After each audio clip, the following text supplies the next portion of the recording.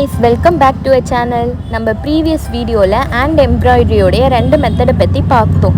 So next ரெண்டு மெத்தடை பற்றி வாங்க கற்றுக்கலாம். நம்ம லாஸ்ட் டைம் எம்ப்ராய்டரியில் என்னென்ன மெட்டீரியல்ஸ் நம்மளுக்கு தேவைப்பட்டுச்சோ ஸோ அதே மெட்டீரியல்ஸ் தான் இந்த வாட்டியும் நம்மளுக்கு தேவைப்பட போகுது.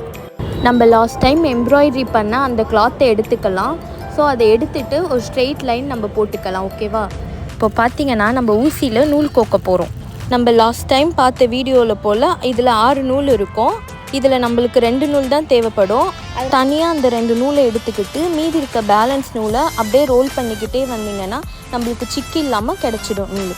ஆல்ரெடி நம்ம எம்மிங்க்கு எப்படி ஒரு நூல் ஏற்றலாகவும் இறக்கலாகவும் வச்சோமோ அதே போல் ஒரு நூல் ஏற்றலாகவும் இறக்கலாகவும் வச்சு நம்ம கட் பண்ணிவிட்டு அந்த கட் பண்ண சைடில் நம்ம நாட் போட்டுற வேண்டியதுதான்.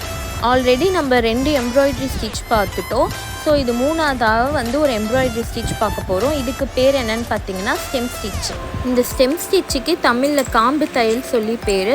ஸோ இது எப்படி பண்ணுவோன்னா நம்ம லெஃப்ட்லேருந்து ரைட்டுக்கு போடுவோம்.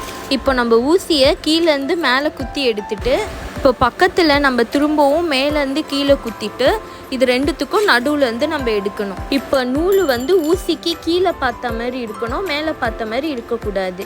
இப்போ நம்ம ஊசியை எடுத்துட்டு அகெயின் பக்கத்தில் மேலேருந்து கீழேக்கா ஒரு தையல் போட்டு இப்போ நம்ம ஊசியை லாஸ்ட்டாக முடித்த தையல் வழியாக இருந்து எடுக்கணும்.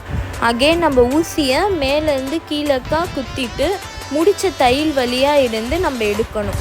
இதை நம்ம பொறுமையாக தைச்சிட்டு வரணும். ஏன்னா டைலரிங்க்கு எப்போவுமே பொறுமை ரொம்ப முக்கியம். நம்ம பொறுமையாக தைச்சிட்டு வந்தால் தான் நம்மளுடைய தையல் அழகாக இருக்கும். இதே மாதிரி நீங்கள் பொறுமையாக தைங்க. இப்போ நம்ம பின்னாடி திருப்பி பார்த்தோன்னா நம்மளுக்கு கெட்டி தையல் மாதிரி இருக்கும். ஆல்ரெடி சொன்ன பேக் ஸ்டிச் போல் இருக்கும். அதே நம்ம ஃப்ரண்ட்டில் வச்சு பார்த்தோன்னா நம்மளுக்கு ஸ்டெம் ஸ்டிச் மாதிரி இருக்கும். சரி, இப்போ நான் ஃபுல்லாக தைச்சி எடுத்துகிட்டு வரேன். அதே போல் நீங்களும் ஃபுல்லாக தைச்சி எடுத்துகிட்டு வாங்க. இப்போ என் நாட் கடைசியாக எப்படி போடுறதுன்னு பார்ப்போம். A few moments later. நம்ம நாட் போடுறதுக்கு ஸ்டிச் பண்ணுறது மாதிரி நம்ம தள்ளி போடக்கூடாது. நம்ம லாஸ்ட் தையல் பக்கத்திலேயே மேலேருந்து கீழ் வழியாக குத்தி எடுத்துக்கலாம். இப்போ நம்ம துணியை உள் வழியாக திருப்பிக்கிட்டு ஊசியை நம்ம லாஸ்ட் தையலுக்கு உள்ளே விட்டு வெளியே எடுக்கணும். இதே போல் நம்ம 2 வாட்டி போட்டோன்னா நம்மளுக்கு முடிச்சு விழுந்துடும். அவ்வளோதான், நம்ம ஸ்டெம் ஸ்டிச்சு முடிச்சாச்சு. நம்ம முன்னாடிக்க பார்த்தோன்னா இப்படி இருக்கும், பின்னாடிக்க பார்த்தோன்னா நம்மளுக்கு பேக் ஸ்டிச் போல் இருக்கும். இப்போ நம்ம அடுத்து ஸ்டெயின் ஸ்டிச்சை பற்றி பார்க்க போகிறோம். தமிழில் இதுக்கு பேர் சங்கிலி தையல். இப்போ நம்ம துணியை ஓப்பன் பண்ணிக்கலாம். இப்போ நம்ம ஸ்கெயில் எடுத்து ஸ்ட்ரைட்டாக ஒரு லைன் போட்டுட்டு நம்ம எப்பயும் போல் த்ரெட்டை எப்படி எடுப்போமோ அதே போல் 6லேருந்து 2 எடுத்து நம்ம ஊசியில் கோக்க போகிறோம். நம்ம எப்படி எம்மிங்க்கு முடிச்சு போடுவோமோ அதே போல் ஒரு பக்கம் ஏற்றலாவும் ஒரு பக்கம் இறக்கலாவும் முடிச்சு போட போகிறோம். இந்த தையலுக்கும் நம்ம லெஃப்ட்லேருந்து ரைட் சைடுக்கு போயிட்டு இப்போ நம்ம ஊசியை கீழேருந்து மேலக்கா உள்வழியாக எடுத்து அகெயின் நம்ம ஊசியை குத்துன இடத்துல திருப்பி குத்தி பக்கத்தில் கொஞ்சம் கேப் விட்டு வெளியே எடுக்கணும். இப்போ நூலை ஊசிக்கு கீழே சுற்றி இப்போ நம்ம நூலை வெளியே எடுத்துடலாம். இப்போ பார்த்தீங்கன்னா இது நம்மளுக்கு செயின் மாதிரி இருக்கும். இப்போ நீங்கள் பார்த்தனா கூட உங்களுக்கு அதில் அழகாக செயின் மாதிரி தெரியும்.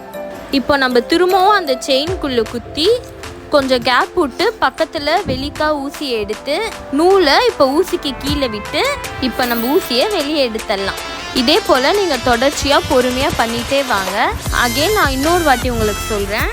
இப்போ நம்ம ஊசியை செயின்குள்ளே குத்தி பக்கத்தில் இருந்து கொஞ்சம் கேப் விட்டு வெளியே எடுத்து நூலை ஊசிக்கு கீழே விட்டு மேலே இழுத்துட வேண்டியதுதான். அவ்வளோதான். இதே போல் நீங்கள் தொடர்ச்சியாக தைச்சிட்டு வாங்க. அதே போல் நானும் தைச்சிட்டு வந்தேன். கடைசியாக நம்ம எண்ட் நாட் எப்படி போடுறதுன்னு பார்ப்போம். இப்போ பார்த்தீங்கன்னா நம்மளுக்கு மேலே இப்படி செயின் மாதிரி இருக்கும். அதே நீங்கள் உள் பக்கம் திருப்பி பார்த்தீங்கன்னா உங்களுக்கு பேக் ஸ்டிச் மாதிரி இருக்கும். இப்போ நம்ம எண்ட் நாட் போடுறதுக்கு செயினுக்கு பக்கத்தில் குத்தி கீழ் வழியாக வெளியே எடுத்து நம்ம ஊசியை லாஸ்ட் தையலுக்குள்ள 2 வாட்டி குத்தி வெளியே எடுத்தேன்னா அவ்வளோதான், எண்ட் நாட்டு நம்மளுக்கு விழுந்துடுச்சு. இப்போ பார்த்தீங்கன்னா இதுதான் நம்மளுடைய செயின் ஸ்டிச். இதை சங்கிலி தையல் சொல்லுவாங்க. அதே போல் உள்பக்கம் நம்மளுக்கு பார்த்தீங்கன்னா இது நம்மளுக்கு கெட்டி தையல் போல் இருக்கும். அதான் பேக் ஸ்டிச் போல் இருக்கும். ஃபைனலி நம்ம 2 நியூ எம்ப்ராய்டரி ஸ்டிச்சஸ் பார்த்தாச்சு. ஸோ இதில் உங்களுக்கு என்ன டவுட் இருந்துச்சுன்னா கமெண்ட் பாக்ஸில் மறக்காமல் கமெண்ட் பண்ணிவிடுங்க.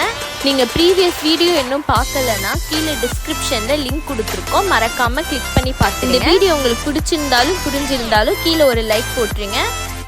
நம்ம சேனலை இன்னும் சப்ஸ்கிரைப் பண்ணாதவங்க சப்ஸ்கிரைப் பண்ணிடுங்க. நோட்டிஃபிகேஷனுக்கு உங்கள் பொண்ணான கைகளில் பெல் ஐக்கானை கிளிக் பண்ணிடுங்க. தேங்க்ஸ் ஃபார் வாட்சிங்.